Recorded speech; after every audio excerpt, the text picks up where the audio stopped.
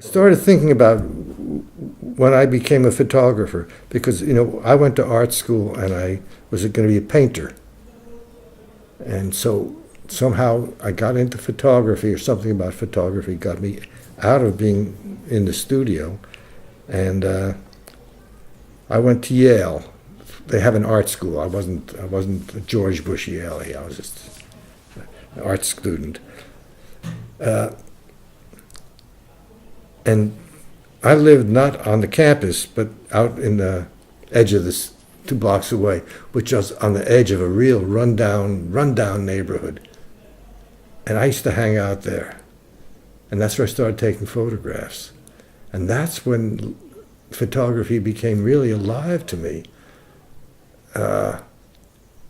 There was gypsies. They would bring me into their place, and then I'd take pictures of them and give them pictures. There was black kids playing in the streets. There was boxing gym, and then I took the bus out, and there was guys working in coal shovelers. And this was so interesting to me, and that the camera gave me kind of permission to go out and do that. And so then the choice was make my art in the camera or with photography or in the studio. And I want to do both, of course, but it's hard to have a name like John Cohen. John Cohen discusses Negro music in America. Ugh. I don't want that. Or John Cohen and the blues, John Cohen or Cohen and gospel music. This didn't feel right.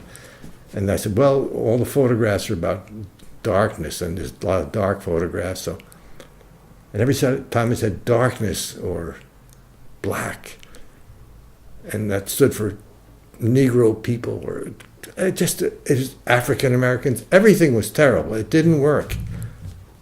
And I said, well,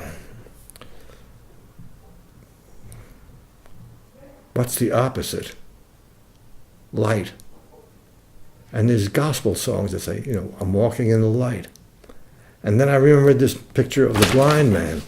And I thought, a blind man with a guitar on his back walking through the streets, and says, walking in the light. That would set up the conditions so that if you started into a book like this, you have to puzzle it out.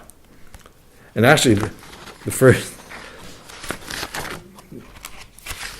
photograph is of a little girl with her hands over her eyes.